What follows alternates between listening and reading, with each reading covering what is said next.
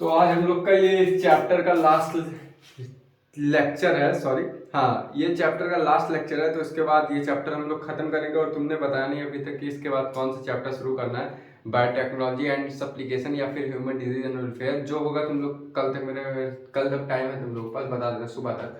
फिर उसके बाद वरना मैं एप्लीकेशन सोच रहा हूँ शुरू करने का बायोटेक्नोलॉजी का। तो आज का जो टॉपिक है ना हमारा कॉमनलिज्म है।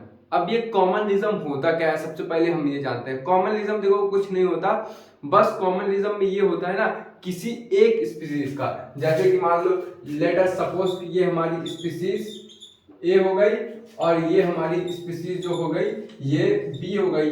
तो किसी एक स्पीसीज का इसमें फायदा होगा, किसी एक स्पीसीज का इसमें नुकसान भी नहीं होगा, फायदा भी नहीं होगा। अर्थात कि वो कांस्टेंट रहेगा और कांस्टेंट को या फिर न्यूट्रल को हम लोग जीरो से रिप्रेजेंट करते हैं। हमारे जो एनसीईआरटी में ग्राफ दिया होगा उसमें दिखा होगा। और जो स्पीसीज ए है उसको प्लस से हम लोग रिप्रेजेंट कर रहे हैं, जिसमें ये बता रहा है कि हमारा एक स्पीसीज का फायदा होगा। समझ गया? प्लस माने फायदा, निगेटिव माने घाटा, जीरो माने कांस्टेंट, अर्थात वो न्यूट्रल है, उसके ऊपर कोई नुकसान नहीं पड़ रहा, ना कोई प्रभाव पड़ रहा है।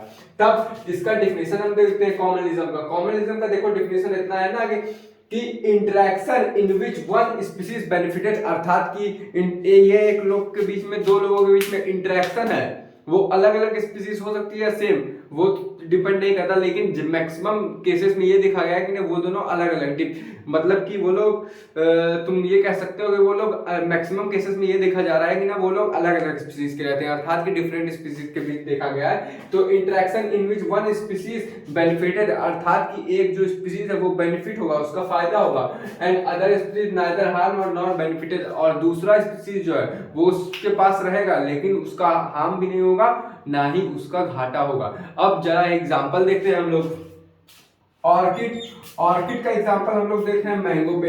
अब ये देखो ऑर्किड क्या होता है ना, ऑर्किड बहुत छोटे छोटे मतलब रहते हैं ना, तो वो लोग क्या करते हैं कि मैंगो पे जाके रहते हैं। तो मैंगो से क्या करेंगे, वो लोग अपना शेल्टर प्रोवाइड कर रहे हैं मैंगो से, लेकिन मैंगो का नुकसान उसमें नहीं हो रहा। अरे मेरे भाई कॉमन सेंस लगा, मान ले ये पेड़ हुआ हमारा, ठीक है, ये पता नहीं कौन सा पेड़ बना दिया, ये पेड़ हुआ तुम्हारा मैंगो का, और इस पे ऑर्किड छोटे छोटे ऑर्गेनिज्म रहते हैं, इसी पे रहते हैं ऐसे, ठीक है, इसी पे रहेंगे।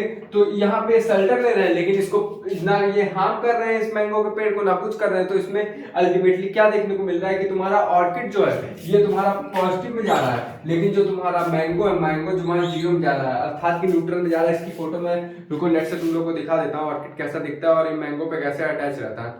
Just a second. Orchid with mango, mango भाई मेरे भाई, यार इधर फोटो नहीं दिख रहा भाई इसका गूगल पे।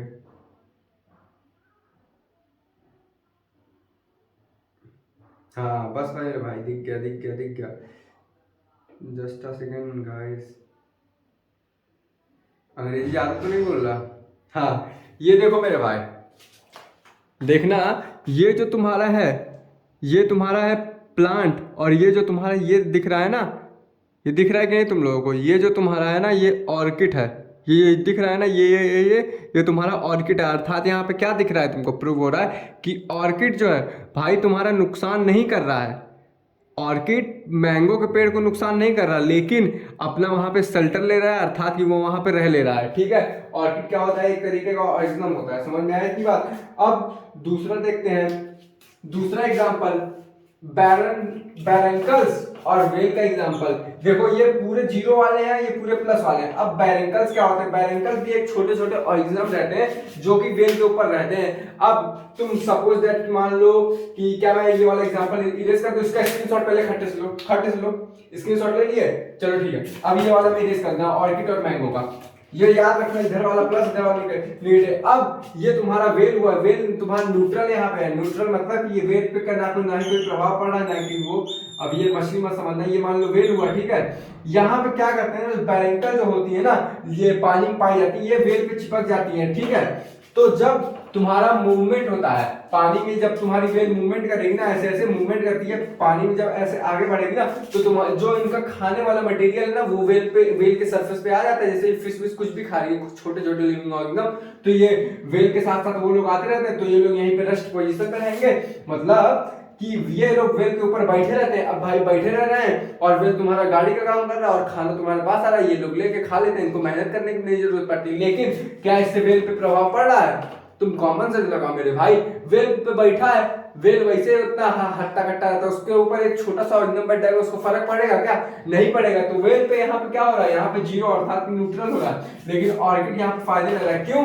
कैसे फायदे हो रहा है? क्योंकि ये यहाँ पे बैठा भी है, इसको मेहनत भी करने की जरूरत पड़ रही है और खाना बैठे बैठा मिल जा रहा है, क्योंकि जब वेल तुम्हारा मूवमेंट कर रहा है आगे, तो ये तुम्हारा जो खाना है इसको मिलते जा रहा है। अब देखो दूसरा कैटल इरेक्ट्स क्या होते हैं, या फिर कैटल इरेक्ट्स जो है तुम्हारा पॉजिटिव में आएगा और कैटल तुम्हारा नेगेटिव में आएगा। कैटल इरेक्ट्स एक तरीके का बर्ड होता है, ठीक है, ये पहले जान लो तुम लोग। अब तुमने नोटिस किया होगा कि गांव में ये मान लो तुम्हारे घास होते हैं और ये तुम्हारा हो गया एक गाय हो गया, अबे मान लो ना भाई, हाँ ये तुम्हारा गाय होगा। तो तुमने कभी एक बार नोटिस किया होगा ना कि यहाँ पे जो गाय होता है उसके ऊपर चिड़िया के बैठती है, या फिर जब गाय तुम्हारा चरता है ना वहां पे चिड़िया के बैठती है। तो अल्टीमेटली यहाँ पे क्या होता है ना, जब गाय चारा चरती है ना, तो जब चारा चरेगी तो जो ग्रास रहता है उस पर इंसेक्ट कहीं कहीं रहते हैं, तो जब गाय चलेगी तो इंसेक्ट वो फ्लाई करेंगे, मतलब उड़ेंगे वहां से। तो जैसे ही इंसेक्ट उड़ेगा तो तुम्हारा जो बर्ड है वो वहां पे खा लेगा उसको, या फिर तुम्हारा यहाँ पे रहे तो यहाँ पे जैसे ही वो चारा चरा तो तुम्हारे इंसेक्ट जंप करेंगे, जब इंसेक्ट जंप करेंगे तो ये ऊपर जो बैठा रहेगा वो देख लेगा उसको और खट्टे से जाकर खा लेगा। तो एक चीज बताओ, क्या यहाँ पे बुफेलो या फिर काऊ का नुकसान हो रहा है इसके ऊपर बैठने से या इसके बगल बैठने से? नहीं, लेकिन तुम्हारा जो कैटल इरेक्ट्स है इसका फायदा हो रहा है। अब ये देखो, अब दूसरा एग्जांपल ले लो।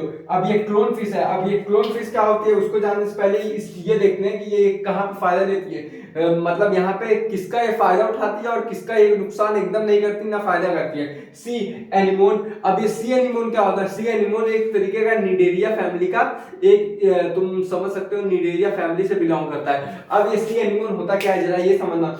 सी एनिमोन देखो ये होता है ना कि मान लो, क्या मैं इसको इरेज कर दूं? चलो इसको इरेज कर देता हूं। अब क्लोन फिश हम लोग देख रहे हैं, what is clown fish and C anemone. तो सी एनिमोन तुम्हारा क्या होता है, जैसे कि ये निडेरिया टाइप के होते हैं, तो ये ऐसे ऐसे प्लांट के स्ट्रक्चर में रहेंगे। तो क्या होता है कि ये निडेरिया फैमिली से बिलोंग करेंगे, तो ऑब्वियस बात है जब निडेरिया से बिलोंग करेंगे तो एनिमल किंगडम में आएंगे, और जब एनिमल किंगडम में आएंगे तो तुम्हारे कहीं ना कहीं लिविंग ऑर्गेनिज्म रहेंगे। तो ये सी एनिमोन होता है जो तुम्हारा क्लोन फिश होता है, तो ये यहाँ सी एनिमोन पे आके छुप जाता है। अब तुम बोलोगे छुपता कहाँ है? क्योंकि सी एनिमोन बहुत छोटा होता है, तो इसको खाने के लिए बड़ी बड़ी फिशेज आएंगी, और जब बड़ी बड़ी फिशेज आएंगी तो ये सी एनिमोन के अंदर चला जाता है, छुप जाता है। तो इससे सी एनिमोन का तो कोई घाटा नहीं होगा, क्योंकि भाई छुपी तो रहा है तुम्हारे घर, तुमको कौन सी तकलीफ है, ना वो तुम्हारा नुकसान कर रहा है ना कुछ कर रहा है। तो सी एनिमोन यहाँ पे छुप जाती है। और तुमने ये पढ़ा होगा कि निडेरिया जो होता है, निडेरिया के ऊपर निटोसिस्ट पाई जाती है, निमेटोसिस्ट पाई जाती है। अब ये निमेटोसिस्ट एक स्पाइन लाइक स्ट्रक्चर होता है जिसमें टॉक्सिक मटेरियल होता है। तो तुम ये सोचोगे, कॉमन सेंस लगा मेरे भाई, कि जब टॉक्सिक मटेरियल रहेगा तो ये जो फिश है, क्लोन फिश है, जब अंदर आएगी तो उस पर कहीं इफेक्ट नहीं करेगा वो। अगर तुम एक चीज लॉजिक लगाओ, ये अंदर आ गई लेकिन कोई और फिश अंदर नहीं आ पा रहा है, तो भाई क्यों नहीं आ पा रहा? उसके पास क्या ऐसा चीज है? तो इसके पास एक मेम्ब्रेन होती है जिसकी वजह से ये तुम्हारा निमेटोसिस्ट होता है वो असर नहीं करता है। तभी क्या करता है, ये अल्टीमेटली अंदर आ जाता है। जब कोई इसको फिश खाने आती है तो इसमें क्या होता है कि तुम्हारा जो क्लोन फिश है उसका फायदा होगा, लेकिन तुम्हारा जो सी एनिमल है उसको ना फायदा हुआ ना घाटा हुआ। इतनी बात समझ में आ गई, कॉमनलिज्म। अब हमारा लास्ट टॉपिक है एमनिज्म जो है। एमनिज्म में एक लोग का नुकसान होता है और दूसरे लोग का ना नुकसान होता है ना फायदा, अर्थात कि जीरो से प्रेजेंट करते हैं। वो टॉपिक में नहीं करवाऊंगा भाई, उसमें क्या है, निगेटिव और जीरो है, उसमें ज्यादा एनसीईआरटी में कुछ लिखा नहीं है। अब हम पढ़ेंगे म्यूचुअलिज्म, ठीक है मेरे भाई। अब ये हमारा लास्ट टॉपिक है, इसके बाद कल से हम नया चैप्टर शुरू करेंगे। जो भी चैप्टर रहेगा तुम लोग बता देना मेरे को।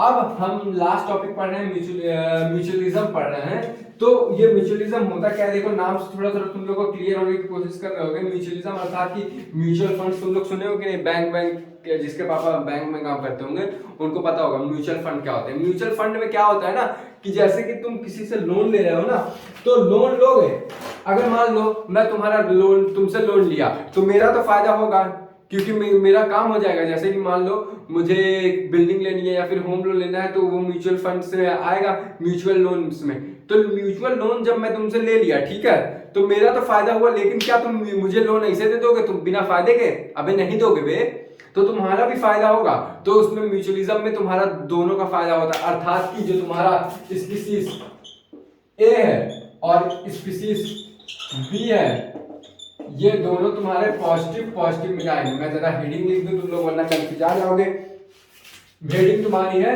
म्यूचुअलिज्म।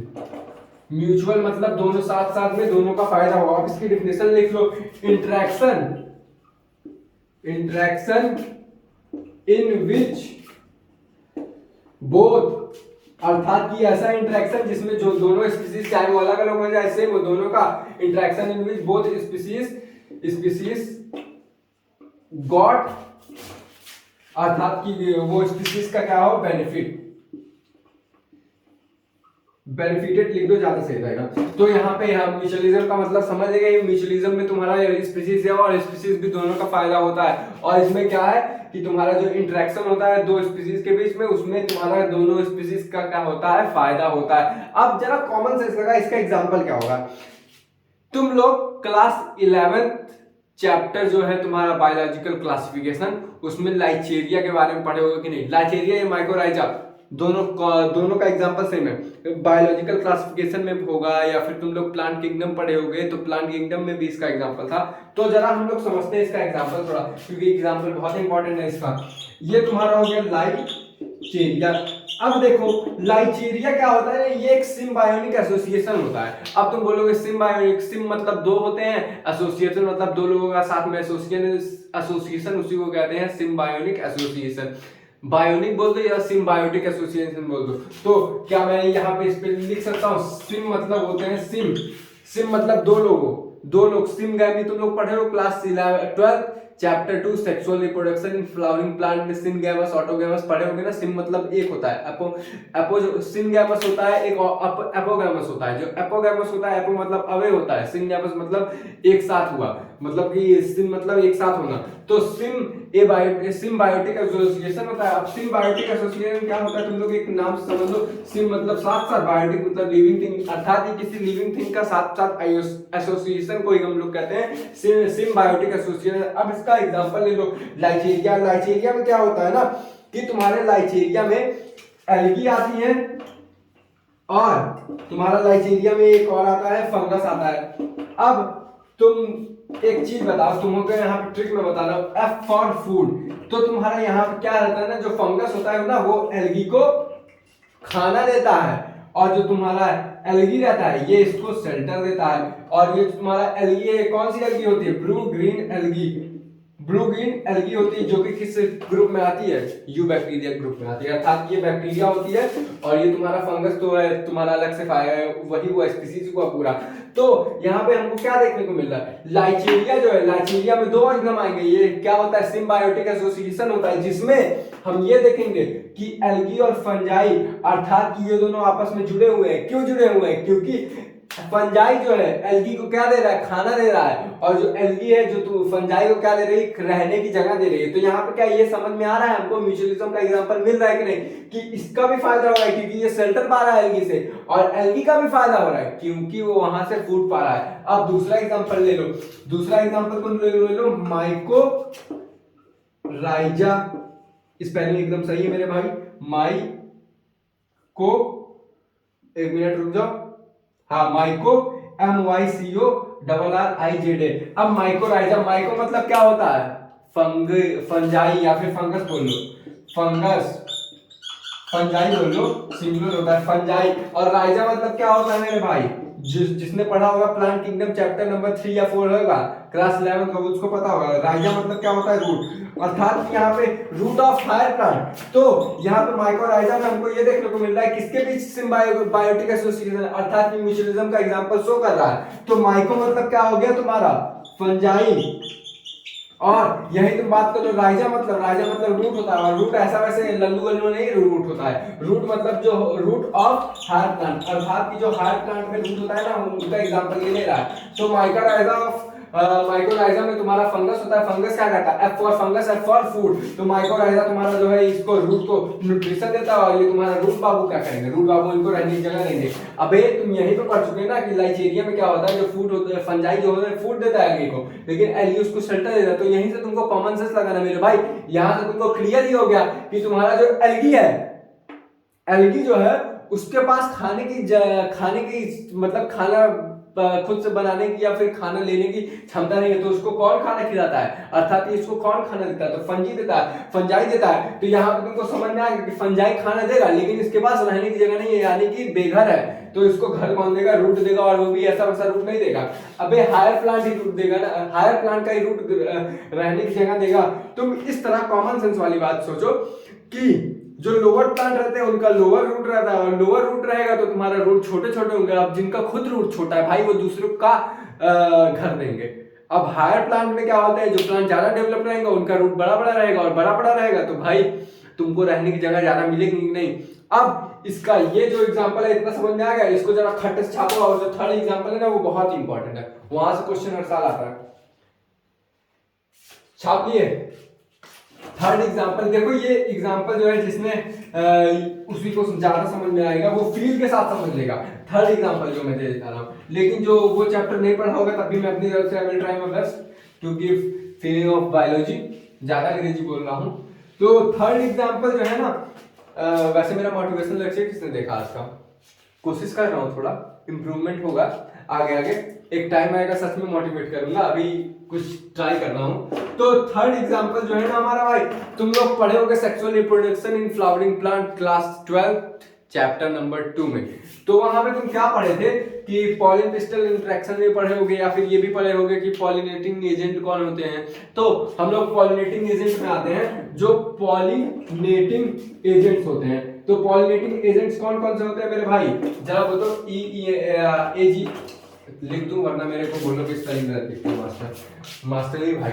तो पॉलिनेटिंग एजेंट में तुम्हारे कौन कौन से आएंगे? बी आएंगे आ जाते हैं। लेकिन यहाँ पे सिम्बायोटिक एसोसिएशन की बात हो रही, तो मेरे भाई जब भी सिम्बायोटिक एसोसिएशन आए तो बायोटिक मतलब क्या होता है? लाइफ होता है। तो यहाँ पे लिविंग थिंग्स की बात करोगे तो यहाँ पे तुमको एक चीज क्लियर हो गई होगी कि पॉलिनेटिंग एजेंट में हम लोग किसका एग्जाम्पल नहीं लेंगे?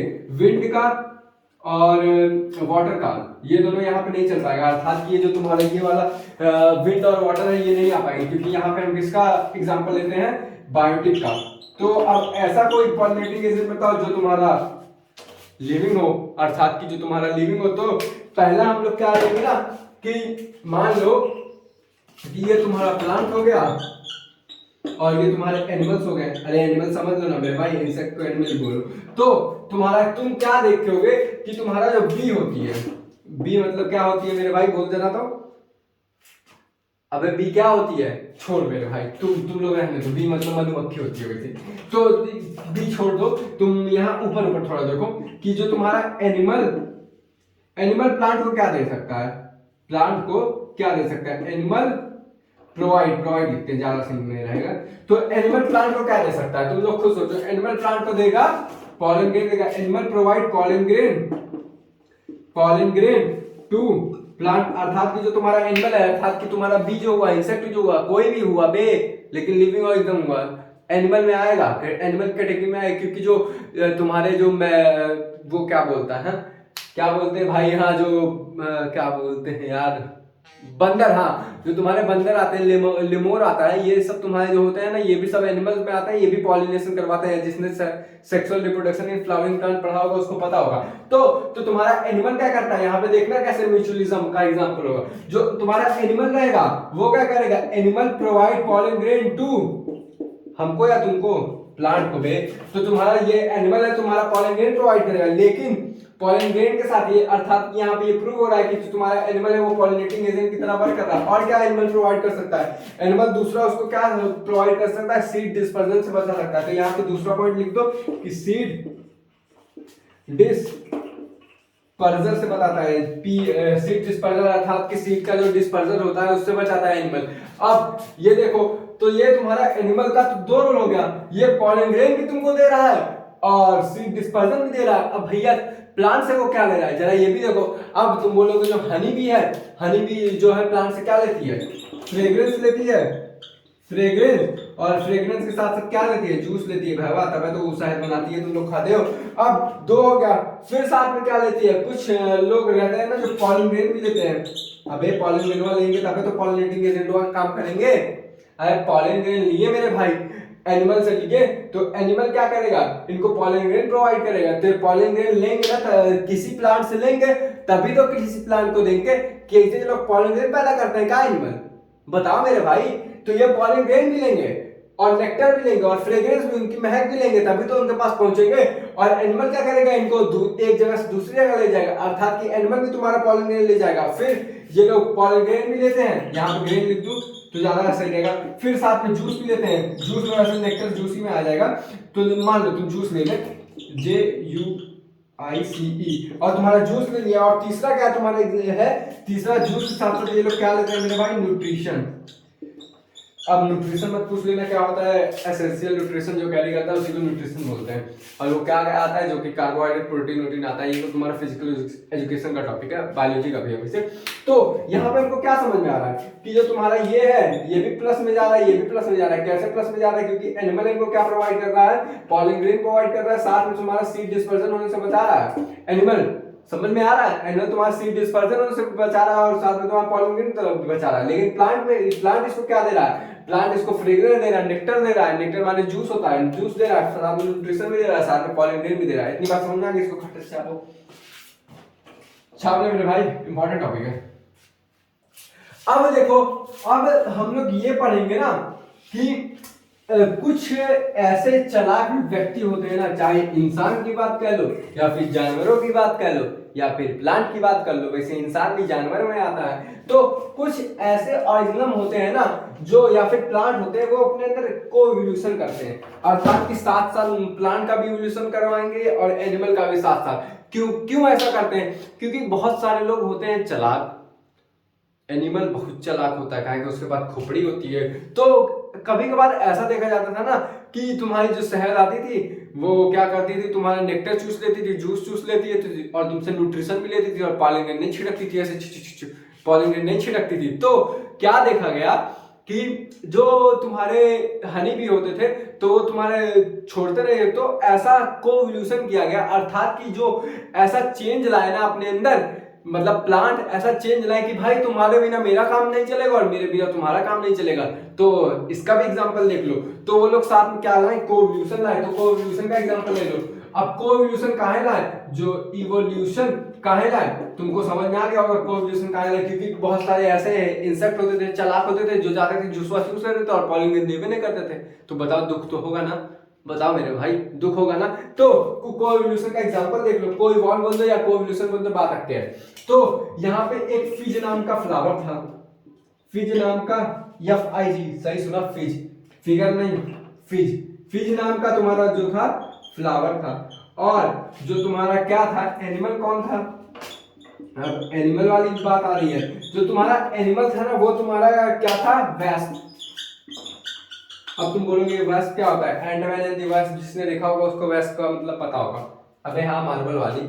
हाँ, तो ये तुम्हारा फिज था, ये मान लो ये तुम्हारा फिज का मैं बता दे रहा हूं, क्या बना रहा हूं, ये तुम्हारा हो गया स्टिग्मा, ये तुम्हारा स्टाइल, ये तुम्हारा ओवरी, और यहाँ पे तुम्हारा क्या बनेगा, ये तुम्हारा प्लेसेंटा, ये तुम्हारा लोक्यूल्स हो गया।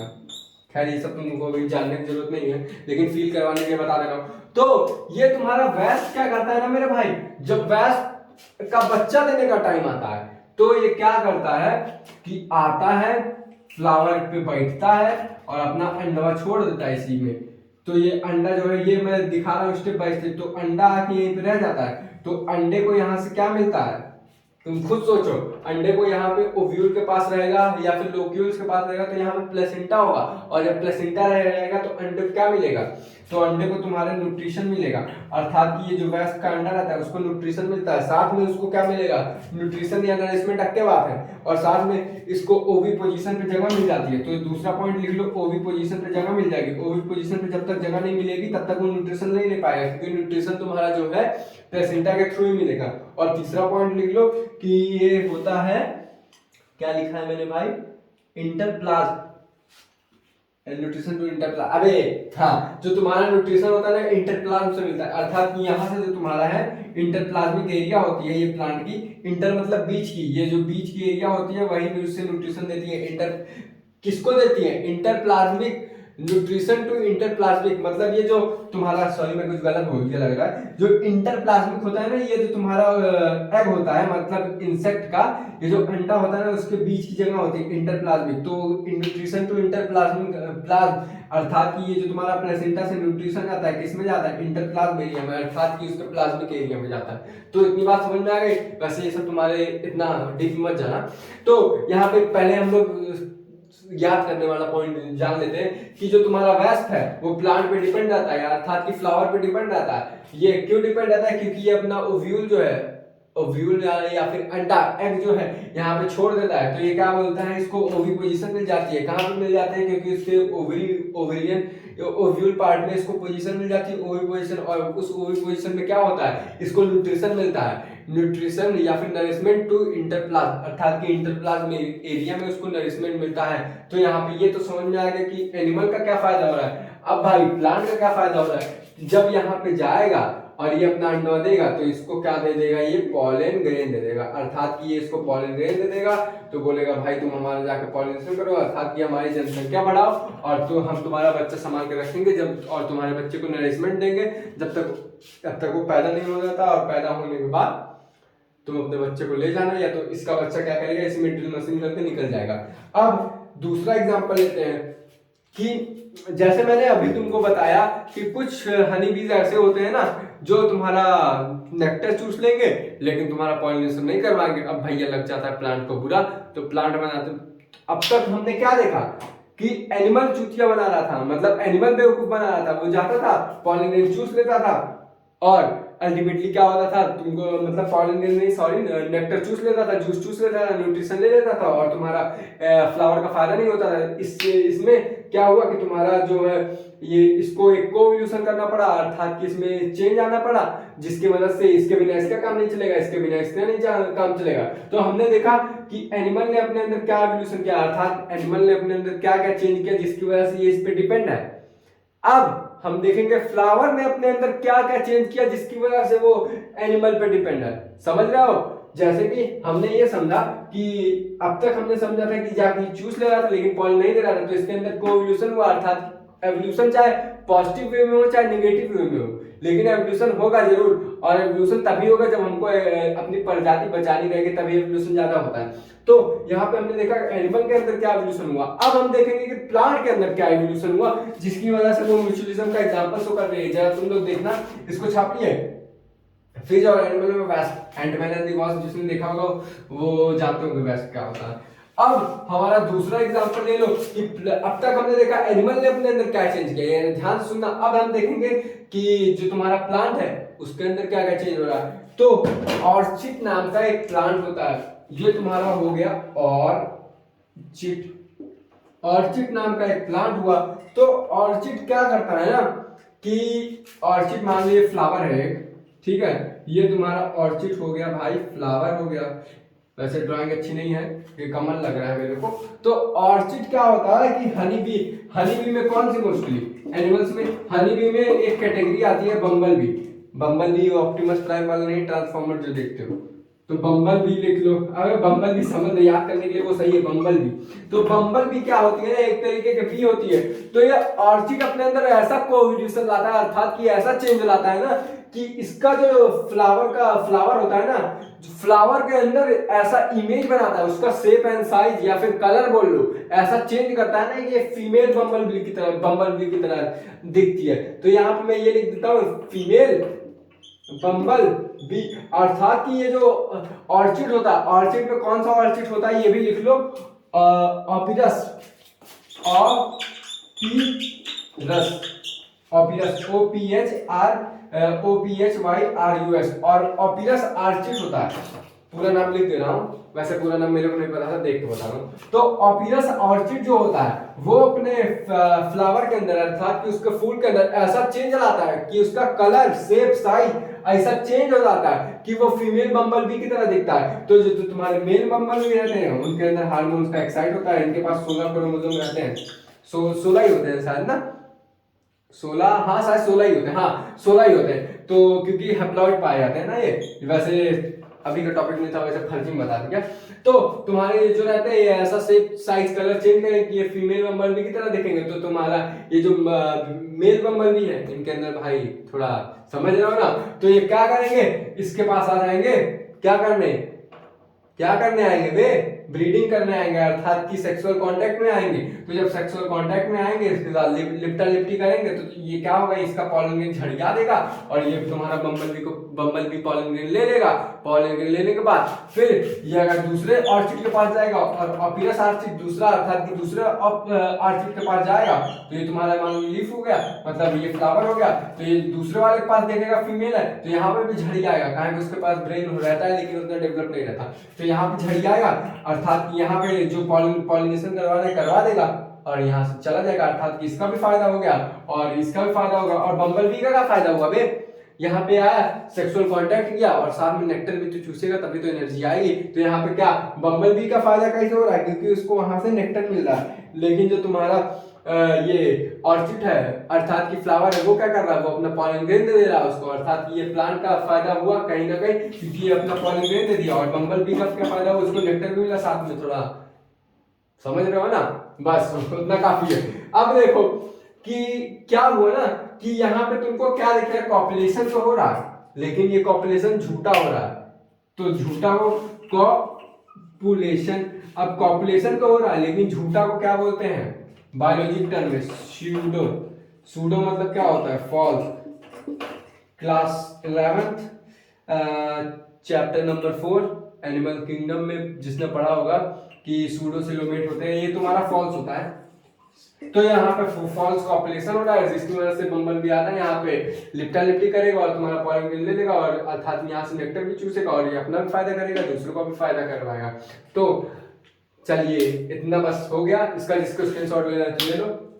तो कल हम लोग बायोटेक्नोलॉजी एंड इट्स एप्लीकेशन शुरू करेंगे। अगर तुम लोग का कोई मैसेज नहीं आया तो अल्टीमेटली 10 AM तक कोई मैसेज नहीं आया तो हम लोग वही शुरू करेंगे। तो चलिए आज की बातें यहीं तक, कल की बातें कल करेंगे। जय हिंद, जय भारत, साइनिंग ऑफ।